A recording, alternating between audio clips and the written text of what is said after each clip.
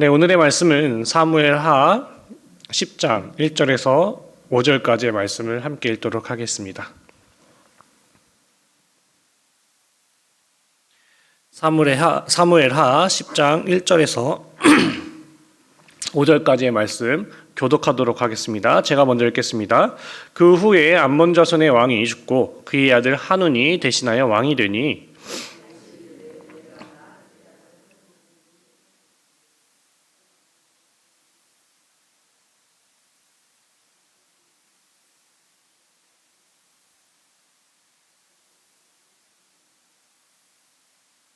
암몬 자손의 관리들이 그들의 주 한운에게 말하되 왕은 다윗이 조객을 당신에게 보낸 것이 왕의 아버지를 공경함인 줄로 여기시나이까? 다윗이 그의 신하들을 당신에게 보내 이 성을 엿보고 탐지하여 함락시키고자 함이 아니니까 하니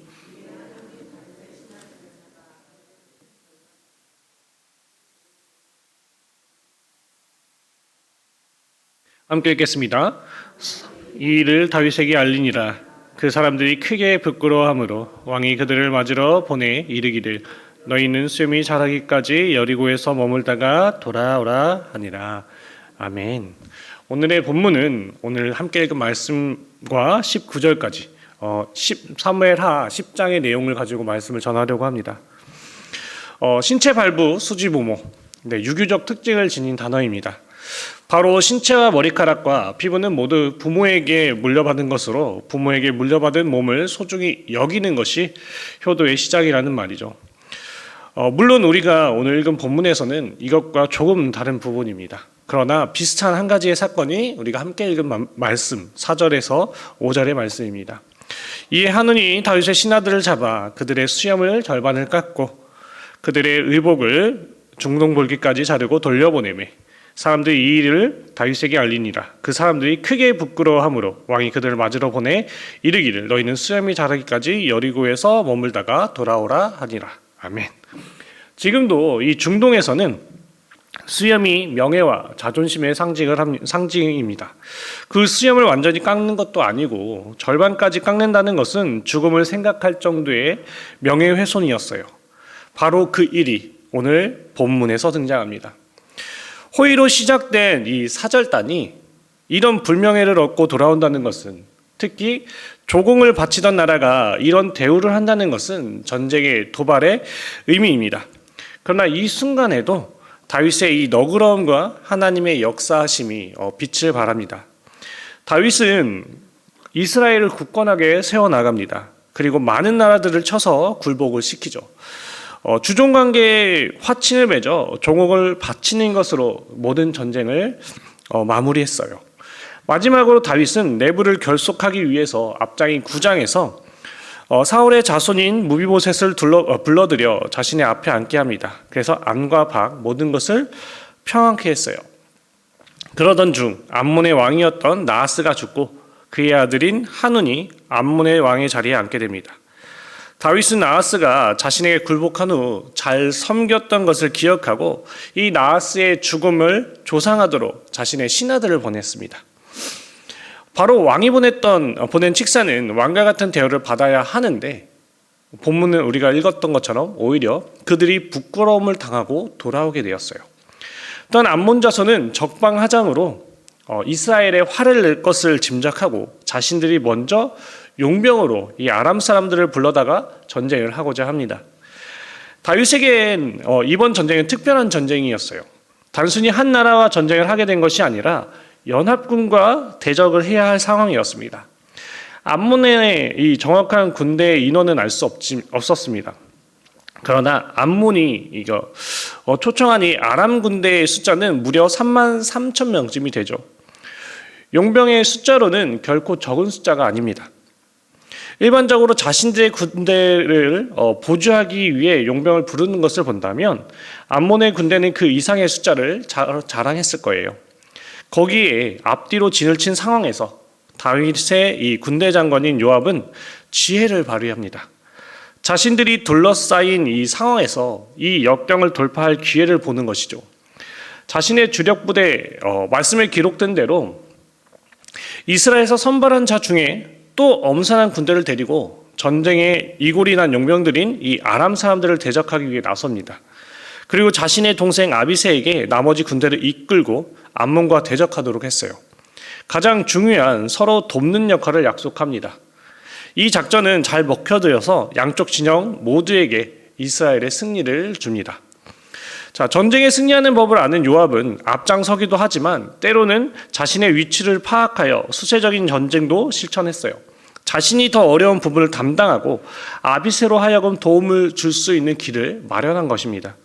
그리고 자신도 돕는 역할을 감당하겠다고 약속을 하죠. 우리가 하나님의 일을 할 때도 마찬가지입니다. 내가 하면 패배하죠.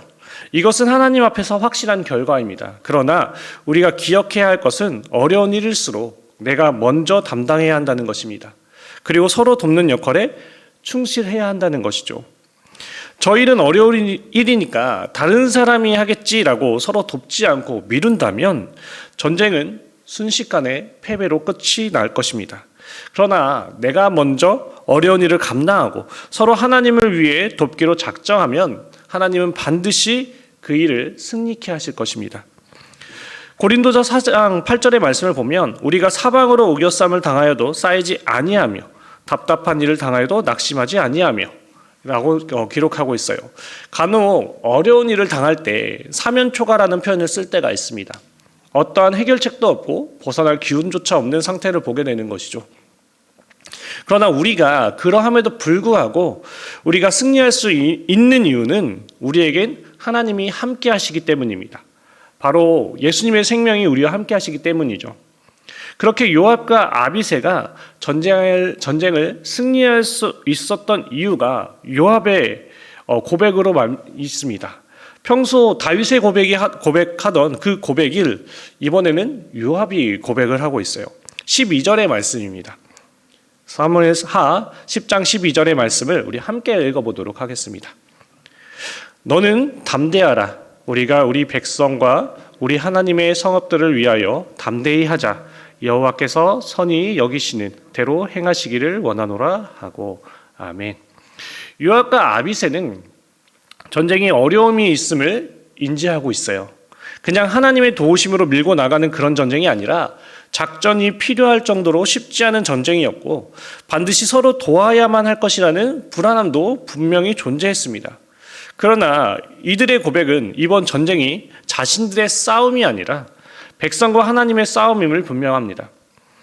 삶 속에서 전쟁과 같은 여러 가지 어려움을 겪어요. 교회에서도 하나님을 일을 할 때 우리는 내적으로나 외적으로도 여러 가지 어려움을 겪게 됩니다. 그때 우리의 고백은 어떤 고백입니까? 전쟁은 하나님께 속한 것이란 고백은 있지만 과연 무엇을 위한 고백인지 되돌아보아야 합니다. 나를 위한 전쟁인지 아니면 진짜 하나님을 위한 전쟁인지를 되돌아봐야 해요. 때론 내 생각이 넘쳐서 하나님의 일도 아니면서 하나님의 일이라고 고백하는 경우도 있습니다. 기도 제목을 돌아봐도 크게 다르지 않을 때가 있어요.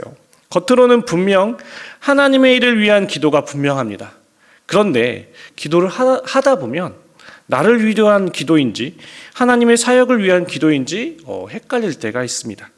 목적도 분명하고 이유도 분명한데 어느 순간 나 자신이 중심이 되어버리는 순간이 될 때가 있습니다.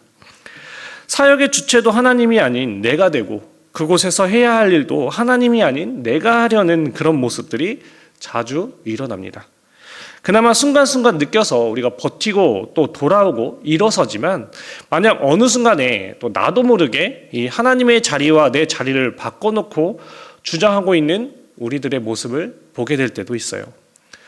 다시 말씀을 돌아보면 결국 아람 연합군은 다윗과 화친을 하고 섬기게 됩니다. 아람 군대는 결국 다윗에게 완전한 항복을 합니다. 그리고 이제 다시 이스라엘과 화친을 맺는 것이죠. 우리는 전쟁의 승패가 누군가는 이기고 누군가는 패배해서 사라지는 것만을 이야기합니다. 그러나 진짜 전쟁의 승패는 화친하는 데 있어요. 특히나 우리 그리스도인이라면 전쟁 후에 화친하는 자가 되어야 합니다. 다윗은 자신을 죽이려는 이 사울을 용서하고 그의 자손까지 품는 화해의 모습을 보여주었습니다. 요셉은 자신을 팔아버린 형제들을 용서하고 살 곳을 마련해 주었어요. 예수님은 탕자의 비유를 통해 모든 재산을 탕진하고 돌아온 그 아들을 원래의 모습으로 회복시키는 화해의 장면을 보여주셨습니다. 우리가 누군가를 상대하는 것, 그것은 단순한 화해가 아니에요. 예수님을 모르고 살았던 우리의 인생을 보면서 예수님이 우리를 사랑한 것처럼 우리도 사랑해야 한다는 것입니다. 그것은 우리가 먼저 그를 용서하고 화해하는 것입니다. 그때 하나님은 우리에게 회복을 주시고 우리에게 축복을 허락해 주십니다. 아람 군대는 그렇게 화친한 다윗과 이스라엘을 향해 두려운 마음으로 다시는 암몬 자손을 돕지 않았다고 말합니다. 진정한 화해는 다시는 그 일로 인해 돌이키지 않는 것입니다. 우리의 삶에서 우겨쌈을 당할 일이 참 많이 있어요. 그러나 하나님이 함께 하시면 또 약할 때 강함이 되시는 주님이 우리를 도와주십니다. 그 하나님이 함께 하실 때 우리는 반드시 승리할 것입니다. 오늘도 이 말씀을 가지고 주님의 사랑을 나누고 그 사랑으로 승리하며 나아가는 우리 성민교회 성도님들이 되시기를 소망합니다.